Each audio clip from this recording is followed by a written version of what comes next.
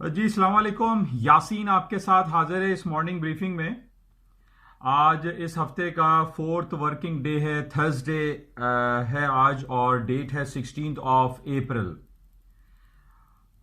जिस तरीके से जैसे जब ये महीना शुरू हुआ तो मैंने आपसे यही अर्ज किया था कि ये महीना बड़ा इंपॉर्टेंट हमारे लिए होगा, क्योंकि इस महीने में फर्स्ट क्वार्टर ऑफ 2020 की तमाम बड़ी बड़ी कंपनीज की अर्निंग रिपोर्टों का सिलसिला शुरू हो जाएगा। और हम पिछले 3 महीनों से ये देख रहे हैं कि जिस तरीके से ये कोरोना वायरस पेंडेमिक ने पूरी दुनिया को अपने जकड़े पूरे दुनिया को जकड़ा हुआ है। इस बेसिस पे लॉकडाउन, शटडाउन और कर्फ्यू और हालात की संगीनी के पेश नज़र तमाम बड़ी बड़ी कंपनीज की जो अर्निंग रिपोर्टों का सिलसिला आना था और उनकी जो एक्सपेक्टेशन की जा रही थी वो तमाम की तमाम नेगेटिव थी, खराब थी, बैड थी, रेड टेरिटरी में आने की उम्मीदें थी। और यही कुछ सिलसिला अब शुरू हो चुका है। 2 दिन कबल हमने देखा जेपी मॉर्गन चेज की रिपोर्ट खराब आई, फिर गोल्डमैन सैक की रिपोर्ट खराब आई, और जितनी भी जो छोटी बड़ी कंपनी जो S&P 500, डाउ जोन्स या नेस्डैक में एग्जिस्ट करती हैं, उनकी रिपोर्ट्स के खराब आने के कवी इम्कानात दिखाई दे रहे हैं। अच्छा, एक तरफ तो हम ये देख रहे हैं कि जो फर्स्ट क्वार्टर की अर्निंग रिपोर्टों की निगेटिविटी का सिलसिला है वो एक तरफ। अब दूसरी तरफ हमारे पास ये 2 दिन से बहुत ज्यादा खबरें शुरू हो गई कि जनाब ट्रंप साहब बहुत ज्यादा नाला हैं, नाराज हैं, गुस्से के आलम में हैं कि जनाब वर्ल्ड हेल्थ ऑर्गेनाइजेशन WHO, जो कि यूनाइटेड नेशन का झेली इदारा भी है और अमेरिका उसको काफी फंडिंग भी करता है, $500 मिलियन की उसकी फंडिंग होती है अमेरिका की जानिब से। इसके अलावा दूसरे ममालिक अलग करते हैं। अब ट्रंप साहब की बरहमी और नाराजगी का जो उनका इजहार है वो बिल्कुल बरहक है कि जनाब इतना फंड देने के बावजूद वर्ल्ड हेल्थ ऑर्गेनाइजेशन ने अपनी जिम्मेदारियों का भरपूर मुजाहरा क्यों नहीं किया, जबकि वो ये देख रहे हैं कि चाइना, जो कि जनवरी, फरवरी, मार्च 2 से 3 महीने में वहां पर ये पेंडेमिक फूटा, कोरोना वायरस के असरात आए और वुहान सिटी बिल्कुल क्लीन भी हो गया, हॉस्पिटल बने, खत्म हो गया, वहां पर अब कोई ना तो केसेस नजर आते हैं और ना ही कोई हलाकतें। जबकि इस वक्त पूरी दुनिया का जो एपी सेंटर है वो हम ये देख रहे हैं कि न्यूयॉर्क और अमेरिका, और उसमें अमेरिका में न्यूयॉर्क बना हुआ है। इसके अलावा फ्लोरिडा में भी है, कैलिफोर्निया में है, शिकागो में है। ये तमाम केसेस वहां पर दिखाई दे रहे हैं, सुनाई दे रहे हैं कि रोजाना की बुनियादों पर हजारों लोग जो हैं वहां पर हलाक हो रहे हैं या लाखों के हिसाब से जो है वो रजिस्टर्ड हो चुके हैं केसेस। तो ये बड़ा एक अलमिया है अमेरिका की इकोनॉमी के लिए, अमेरिका की हुकूमत के लिए एक बहुत बड़ा चैलेंज है, एक बहुत बड़ा सवाल है कि अमेरिका जैसा मुल्क जहां पर हेल्थ केयर के हवाले से हम बहुत ज्यादा खबरें सुनते हैं कि वहां पर हेल्थ केयर पे बहुत ज्यादा तवज्जो दी जाती है। पिछले जो अदवार गुजरे, खासतौर पे ओबामा के दौर में, यह ओबामा केयर के नाम से एक हेल्थ केयर का एक पूरा निज़ाम उनका राइज हुआ। उसके बावजूद हम ये देख रहे हैं कि अमेरिका जैसे तरक्की याफ्ता मुल्क में ये कोरोना वायरस पेंडेमिक की वजह से हजारों लाखों लोगों की अमवातें, केसेस, ये एक बहुत बड़ा सवालिया निशान है। और ट्रंप साहब की तरफ से वर्ल्ड हेल्थ ऑर्गेनाइजेशन के ऊपर सवाल उठाना, उनके ऊपर तहफ्फुजात का इजहार करना, उनकी फंडिंग को रोक देना बिल्कुल बजा है, दुरुस्त है।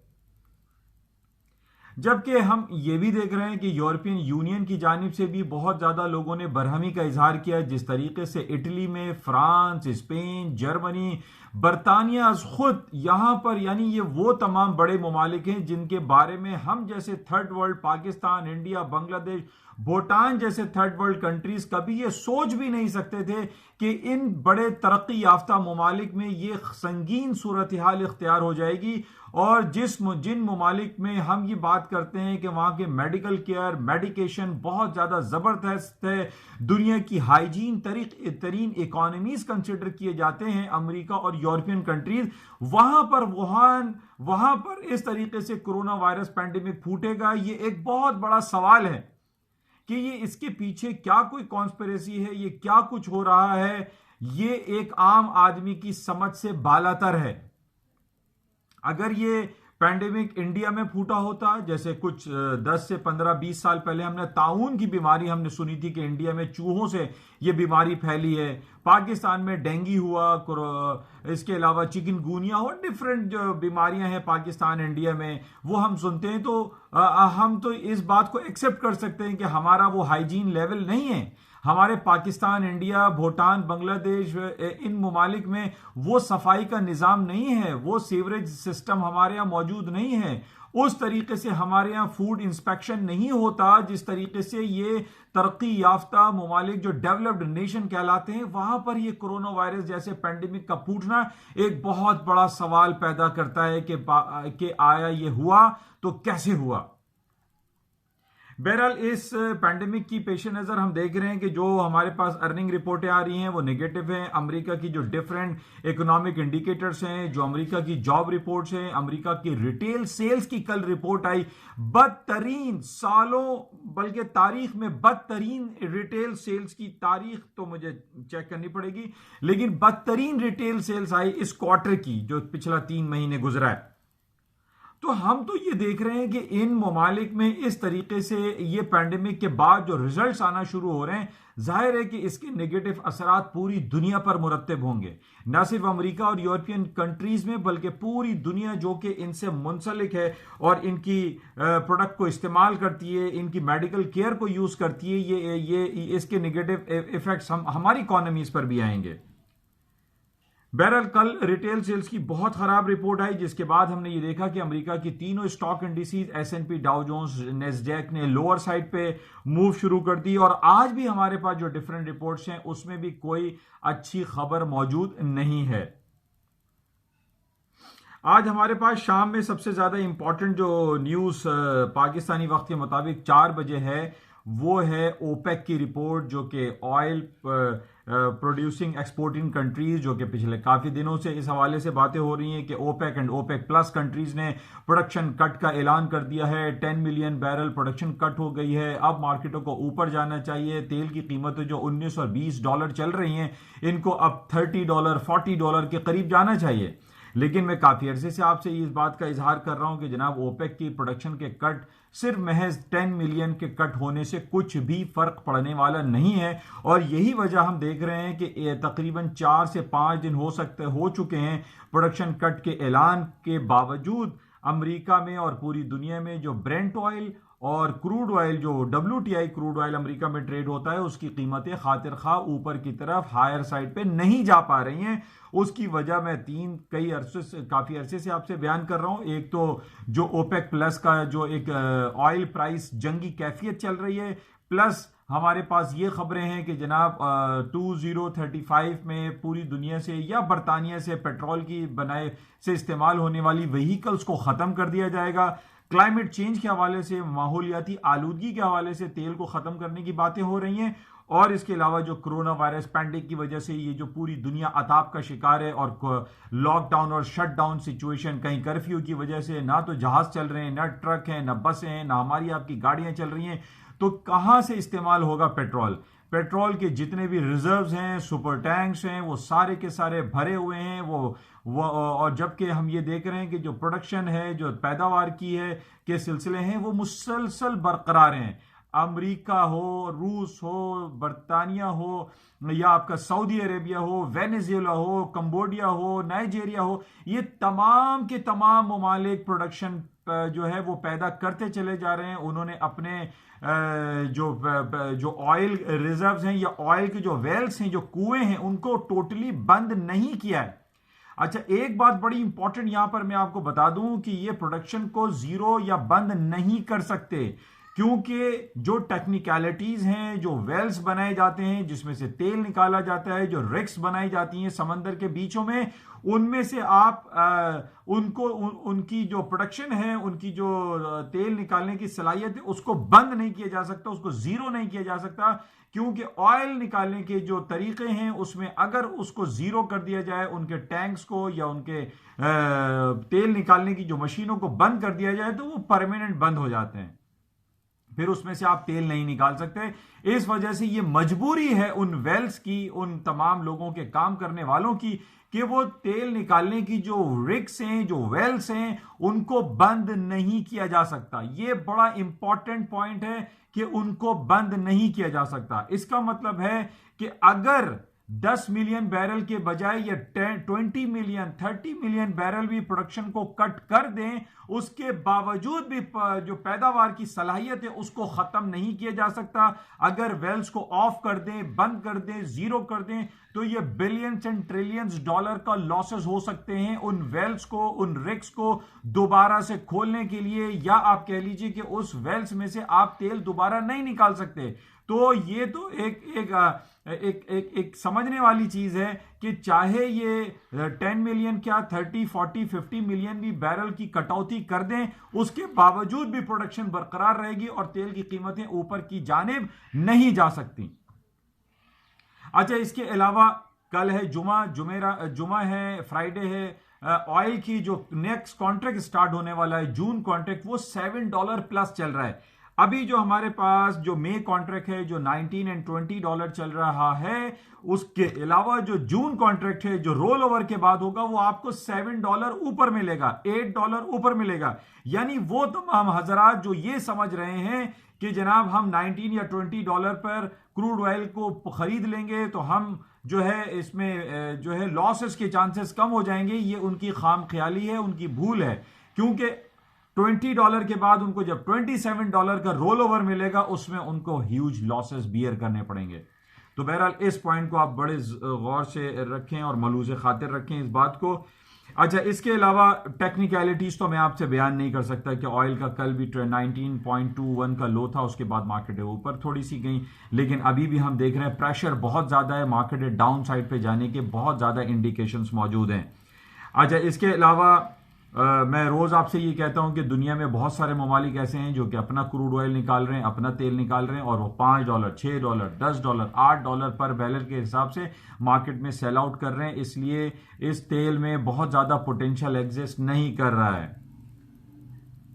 अच्छा, इसके अलावा बात कर लेते हैं कल हमारे पास कनाडा का इंटरेस्ट रेट था, उन्होंने अनचेंज रखा है। कनाडा ने 0.25 इंटरेस्ट रेट अनचेंज है। कल ऑयल की इन्वेंट्री रिपोर्ट आई थी, बरोज बुध वेडनेसडे को आती है, बहुत ज़्यादा प्लस में आई है। अब आप ये देख लीजिए कि हर वीकली बेसिस पे जो ऑयल इन्वेंट्रीज हैं वो बढ़ती चली जा रही हैं। हम कैसे कह देंगे तो तेल की कीमतें ऊपर चली जाएंगी? प्रोडक्शन बढ़ रही हैं, इन्वेंट्रीज बढ़ रही हैं, इस्तेमाल है नहीं, और फिर क्लाइमेट चेंज आपके ऊपर है। अच्छा, इसके साथ ही कल इंपॉर्टेंट न्यूज़ साउथ कोरिया में थी। साउथ कोरिया में इन हालात के बावजूद उन्होंने ये मास्क लगा के इलेक्शन में हिस्सा लिया और वहाँ पे इलेक्शन हो गए। उसकी आप रिपोर्ट आप देख सकते हैं कि साउथ कोरिया में क्या हुआ। इसके अलावा गोल्ड की हम बात कर लेते हैं। गोल्ड का लेवल जो मैंने काफ़ी अरसे से आपको 1700 के ऊपर तेज़ी बरताई थी, आज भी तकरीबन 1715, 1720 स्पॉट मार्केट चल रही है। आज जुमेरात है, कल है जुमा, वीकली क्लोजिंग बड़ी इंपॉर्टेंट है। अगर 1700 के ऊपर गोल्ड की मार्केट क्लोज होती है तो इट मींस कि गोल्ड की मार्केट में पोटेंशियल एग्जिस्ट करता है, मार्केटें हायर साइड पे रहेंगी। अभी जो मेरी तरफ से रिकमेंडेशन है वो यही है कि 1690 के नीचे स्टॉप लगा के या 1690 के स्टॉप लगा के 1690 का स्टॉप लगा के गोल्ड को बाय किया जा सकता है। इसमें अभी डाउनफॉल दिखाई नहीं दे रहा है। अच्छा, इसके साथ ही जो तमाम करेंसीज मार्केट हैं उसमें हम थोड़ा सा एक डाउनफॉल देख रहे हैं, क्योंकि जिस तरीके से मैंने आपसे कहा कि पूरी दुनिया और ख़ास तौर पे अमेरिका और उसके सेंट्रल बैंक्स, उसकी इकोनॉमिक जो एडवाइजर्स हैं वो सर जोड़ कर बैठे हुए हैं कि किस तरीके से इस कोरोना वायरस पैंडेमिक से छुटकारा हासिल किया जाए। Billions and trillions of dollars के वो इकोनॉमिक पैकेजेस अनाउंस कर रहे हैं, जिसकी वजह से हम देख रहे हैं कि अक्रॉस द बोर्ड डॉलर की कीमतों में इजाफा हो रहा है। डॉलर जो है वो हायर साइड पे जा रहा है। डॉलर इस वक्त जो इंडेक्स कहलाता है वो 100.03 पर है, जबकि इसकी इंडिकेशन हायर साइड पे है। 101, 103, 104 तक मार्केटें जा सकती हैं। ये रिफ्लेक्ट कर रहा है कि तमाम आपकी करेंसीज यानी स्टर्लिंग है, यूरो है, स्विस फ्रैंक है, जापानीज येन है, ये अभी वीकर साइड पे रहेंगे। स्टर्लिंग का जो नेक्स्ट लेवल दिखाई दे रहा है तकरीबन 1.22 आप कह लीजिए नेक्स्ट टारगेट है। मार्केट काफ़ी नीचे जा सकती है। स्टर्लिंग में अभी पोटेंशियल नहीं है कि इसको बाय किया जाए। इसी तरह यूरो भी अभी डाउन साइड पे दिखाई देता है। स्विस फ्रैंक जो है वो हायर साइड पे स्पॉट में 98 99 तक जा सकता है। इसी तरीके से जापानीज येन जो है वो ऊपर 109 110 तक मार्केट हायर साइड पे जा सकती है। करेंसी मार्केट में पोटेंशियल एग्जिस्ट नहीं कर रहा है। पोटेंशियल एग्जिस्ट अगर करता है तो वो डॉलर इंडेक्स में है। डॉलर है जो कि एक 6 वेटेड करेंसीज का एवरेज कहलाता है, इसमें हायर साइड पे मूव दिखाई दे रही है। तो बहरहाल आज शाम में ख़ास तौर पे हम ओपेक की रिपोर्ट को देखेंगे जो मंथली रिपोर्ट है। लेकिन मैं फिर आपसे ये कहूँगा कि इस रिपोर्टों को देखने का कोई फ़ायदा नहीं है, क्योंकि जिस तरीके से पूरी दुनिया इस पैंडेमिक का शिकार है उसका सारा इफेक्ट ऑयल मार्केट पे पड़ रहा है। इसके साथ ही आज शाम 5:30 बजे, जो कि बड़ी इंपॉर्टेंट वीकली रिपोर्ट आजकल हम देख रहे हैं, पिछले 3 हफ्तों से जो हमारे पास रिपोर्ट्स आई हैं उसमें तकरीबन कमोबेश 1.5 करोड़ लोगों ने जॉबलेस क्लेम किए हैं। जॉबलेस यानी बेरोजगारी का उन्होंने क्लेम दायर किया है। आज भी ये खबर कोई बरक्स नहीं है। आज भी यही खबरें आ रही हैं कि तकरीबन 50 लाख 60 लाख लोग बेरोजगारी क्लेम करेंगे। तो ये भी बड़ा नेगेटिव होगा।